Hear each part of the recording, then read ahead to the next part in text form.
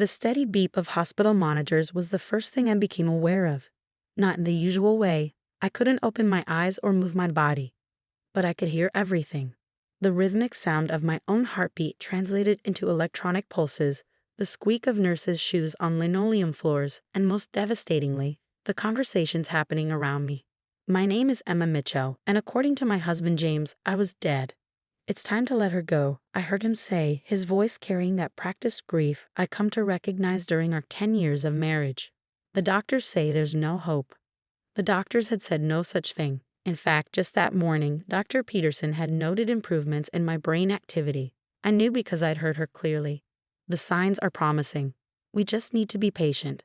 But James wasn't interested in patience, or hope, or the truth. I had been in a coma for 6 weeks following a car accident, the same accident that James had walked away from without a scratch. The accident that occurred right after I'd told him I wanted to look at our joint accounts, that something wasn't adding up. Your sister would want you to move on. Sarah's voice drifted in. Sarah, my best friend since college, the one person I trusted more than anyone. Her tone was soft, comforting, the same tone she used when she was lying. Emma wouldn't want you to suffer like this. I wanted to scream.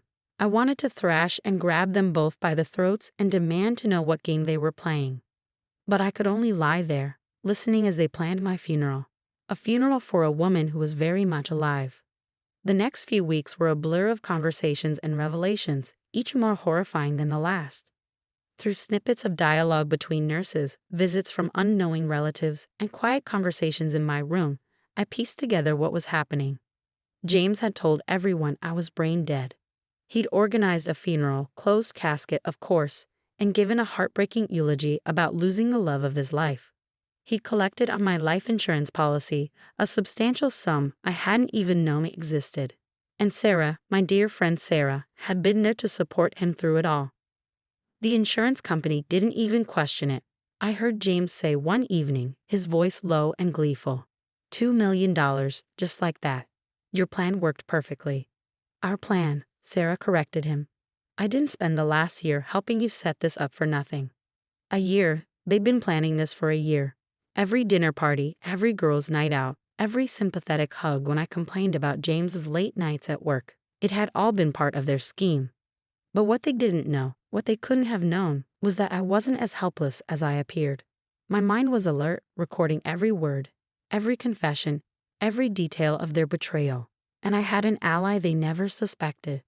Lisa, my night nurse, was the first to notice that I responded to verbal commands. Small things at first, a slight finger twitch when she asked, a change in heart rate when she mentioned James.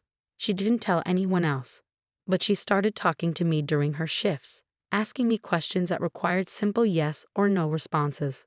1 squeeze for yes, 2 for no. Are you aware of what's happening? She asked one night, her voice barely a whisper. 1 squeeze. Do you understand what your husband has done? 1 squeeze. Do you want me to help you? 1 firm squeeze. Lisa became my lifeline, my connection to the outside world. During her quiet night shifts, she would update me on what was happening beyond my hospital room. James had moved Sarah into our house just 2 weeks after my funeral. They were already talking about marriage. My sister Kate, devastated by my supposed death, had hired a private investigator because something felt wrong about the accident. She was right. Something was very wrong. Through Lisa, I learned that the accident hadn't been as straightforward as everyone believed. The brake lines in my car had been tampered with, not cut completely, which would have been too obvious, but damaged enough to fail at high speed. The police had ruled it an accident, but Kate wasn't convinced. Your sister's investigator is getting close, Lisa told me one night, checking my vitals while she whispered. He's requesting the insurance documents. James is getting nervous. Good, I thought. Let him sweat. But James had other plans. I overheard him arguing with Sarah in my room, thinking I was just an empty shell, unaware of their words. We need to move her, he hissed. Private facility somewhere far away. Once she's transferred, if something happens, well, no one would question it. She's already dead on paper. Sarah's voice shook slightly. Isn't that risky, moving her? Riskier than letting her lie here? What if she wakes up? The fear in his voice gave me a grim satisfaction. Yes, James. What if I wake up? What if I tell everyone what you've done? But I needed more time. My body was slowly responding, but I wasn't strong enough yet. Lisa had been documenting everything. My responses, their conversations, all of it. We just needed to hold on a little longer. That night after James and Sarah left, Lisa leaned close to my ear. They filed transfer papers, she whispered. They're moving you next week. But don't worry, I've contacted your sister. She's bringing the investigator tomorrow. Just hang on, Emma. Help is coming. I squeezed her hand once, fighting against the weight of my useless body. I would hang on. I would survive. And when I finally opened my eyes, James and Sarah would learn exactly what it meant to wake the dead. The next morning brought chaos. Through my state of forced stillness, I could hear raised voices in the hallway, Kate's familiar fierce tone cutting through the hospital's usual quiet. I want to see my sister's medical records, she demanded. All of them. And I want to know why her husband isn't listed as next of kin anymore. That was news to me. Lisa must have been busier than I'd realized during her night shifts. Mrs. Mitchell's power of attorney was updated 6 weeks ago. Dr. Peterson explained calmly. Her sister Catherine Walsh is now legally responsible for her medical decisions. James's voice exploded into the conversation. That's impossible. I'm her husband. Her legally dead husband. The investigator's voice joined in, deep, authoritative. According to the death certificate you filed, Mr. Mitchell, your wife passed away over a month ago. That makes your claim to power of attorney rather interesting, doesn't it? The silence that followed was delicious. I wish I could see James's face. There's been a misunderstanding, he stammered. I can explain. Oh, I'm sure you can, Kate cut in. Just like you can explain why my sister's brake lines showed signs of tampering. Or why you took out a $2 million life insurance policy on her 3 months before the accident. More silence. Then the sound of rapid footsteps, James trying to leave. The investigator's voice rang out again. Mr. Mitchell, I wouldn't leave the state if I were you. We have some questions about insurance fraud and attempted murder. The next few hours were a whirlwind of activity around me. Police came and went. Statements were taken. Lisa shared her documentation of my responses, the recording she'd secretly made of James and Sarah's conversations in my room. The hospital's security cameras had caught everything too, every visit, every whispered confession. Through it all, I kept squeezing Lisa's hand. One squeeze. Yes, I hear everything. Yes, I'm still fighting. Yes, I'm coming back. The police have taken them both in for questioning, Kate told me later, sitting by my bed. Lisa had explained to her about my consciousness, how I could hear and understand everything. James and Sarah. They're not getting away with this, Emma. I promise you. I wanted to hug her, to thank her for never giving up, for seeing through James's act when everyone else bought it. Instead, I lay there, listening and waiting, gathering my strength. That evening, Dr. Peterson brought in a specialist, a neurologist who specialized in coma recovery. Dr. Patel did a series of tests, measuring my responses to stimuli and commands. This is remarkable, she said finally. Your sister is absolutely present and aware. The improvements in her brain activity suggest she could wake up any day now. The fact that she was conscious enough to communicate through hand squeezes, it probably saved her life. Kate's breath caught. What do you mean? The transfer papers Mr. Mitchell filed, Dr. Patel explained. The facility he chose. We looked into it. It has a suspiciously high mortality rate for coma patients. If she had been moved there, she didn't need to finish the sentence. We all knew what would have happened. The next few days passed in a blur of medical tests and police interviews. I learned that Sarah had cracked under questioning, confessing everything. She and James had been having an affair for over a year. The plan had been his idea: stage an accident, collect the insurance, start a new life together. Sarah had helped him find someone to tamper with my car. But he said she wouldn't get hurt. Lisa read me Sarah's statement from the police report. The brakes were just supposed to fail enough to scare her, maybe cause a minor crash. He promised she wouldn't be seriously injured. Apparently, my supposed best friend thought attempted murder was fine as long as it wasn't too successful. The insurance company had launched their own investigation. The death certificate had been fraudulent. James had bribed someone at the funeral home to help him fake the documentation. The life insurance payout was being recovered, and James was facing multiple felony charges. But none of that mattered as much as what I felt happening inside my body. Day by day, I could sense more. My fingers didn't just twitch now. I could curl them slightly. My eyelids felt lighter. Something was changing. It happened on a Tuesday morning. Kate was reading to me, some trashy romance novel she knew I'd hate, when I felt it. A surge of strength, like a wave breaking through a dam. My eyes opened. Kate dropped the book. Emma. The room exploded into activity. Doctors rushed in, nurses called out stats. Through it all, I kept my eyes fixed on my sister's face, watching tears stream down her cheeks. Finally, after what felt like hours of tests and checks, they removed the breathing tube. My throat was raw, my voice barely a whisper, but I managed 3 words. I heard everything. Kate gripped my hand tight. "We know, sweetie. We know." "Where are they?" I asked. "James and Sarah. In jail, waiting for trial. They're not getting out anytime soon." I nodded slightly, conserving my strength. "Good, because I have a lot to say at their sentencing." Kate laughed through her tears. "That's my sister. 3 months in a coma and you come out swinging." But we both knew this was just the beginning. I had survived, yes. I had heard their plans and their confessions, gathered evidence even while trapped in my own body. But now came the hard part: recovery, rehabilitation, and making sure James and Sarah paid for every moment they thought I was helpless. They had tried to bury me, not realizing I was a seed. And now I was growing back stronger than ever. The next 6 months were the hardest of my life.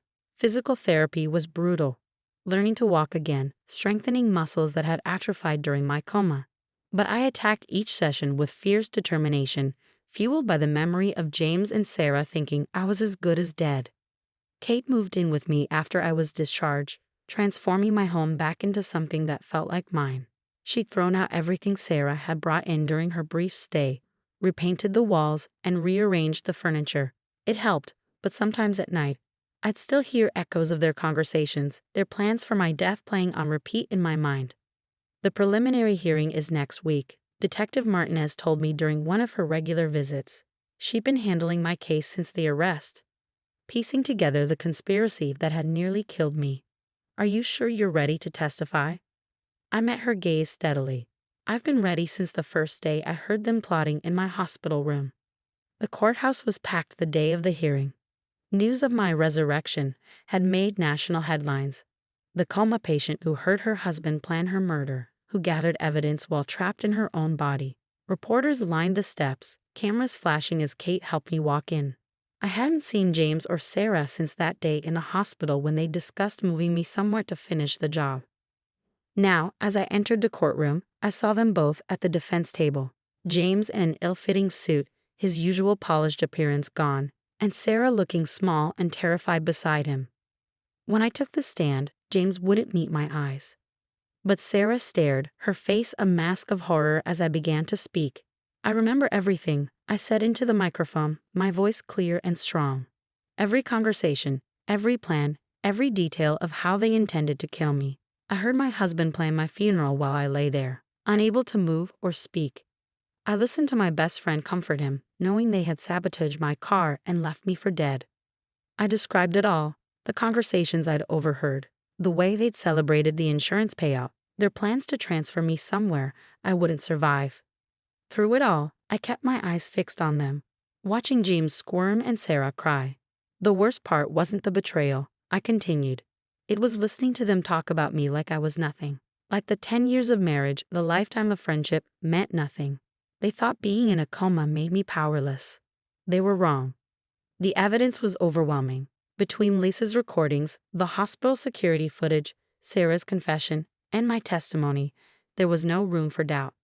The judge ordered them to stand trial for attempted murder, insurance fraud, and a host of other charges. As they were led away in handcuffs, Sarah finally broke. "Emma, please," she cried out. "I'm sorry. I never wanted." "Save it." I cut her off, my voice ice cold. "Save it for the trial." Outside the courthouse, Kate squeezed my hand. "You did it, sis. You showed them." But it wasn't over. The trial came 3 months later, and this time I was stronger. I could walk into the courtroom on my own, stand straight as I testified again, detailing every aspect of their plot. The jury took less than 2 hours to reach a verdict. guilty on all counts. At the sentencing hearing, I chose to speak again. This time, I looked directly at James and Sarah as I addressed the court. My husband and best friend thought they could simply erase me, I said. They planned it meticulously: the accident, the fake death certificate, the insurance scam. They celebrated their success while I laid in that hospital bed, thinking I couldn't hear them. But they forgot something important. I paused, letting my words sink in. They forgot that I am stronger than they ever imagined. They forgot that truth has a way of surviving, even when people try to bury it. And they forgot that karma comes for everyone eventually. The judge sentenced James to 25 years for attempted murder and conspiracy. Sarah got 15 years for her role in the plot. The insurance company recovered their money, and civil lawsuits would ensure neither of them profited from their crimes. As they were led away, I felt no satisfaction, no joy in their punishment. Instead, I felt something more powerful: freedom. 1 year after waking from the coma, I stood in front of a room full of medical students sharing my story. I've been invited to speak about coma consciousness, to help future doctors understand that their patients might be more aware than they appear. Never assume someone can't hear you, I told them. Never underestimate the power of the human spirit to fight back, to survive, to bear witness. Sometimes the person you think is powerless is actually the strongest one in the room. After the lecture, Lisa, still my closest friend, met me for coffee. "Look at you now," she said, smiling. "Speaking at medical schools, writing a book about your experience. You've turned this whole horrible thing into something meaningful." I nodded, thinking about how far I'd come. They thought they were writing my ending. Instead, they just gave me a new beginning. That evening, I visited my old house one last time before the sale closed. Kate had helped me put it on the market, agreeing it was time for a fresh start. As I walked through the empty rooms, I no longer heard echoes of James and Sarah's plotting. Instead, I heard my own voice, stronger than ever. They had tried to silence me, to write me out of my own life's story. But they had failed. I was alive, thriving, and telling my own truth. They would spend years behind bars, while I had nothing but open road ahead of me. As I locked the door for the final time, I smiled. Sometimes the best revenge isn't about getting even. It's about getting better, growing stronger, and showing the world that what doesn't kill you really does make you more powerful than your enemies ever imagined. James and Sarah had wanted to bury me. Instead, they had given me wings.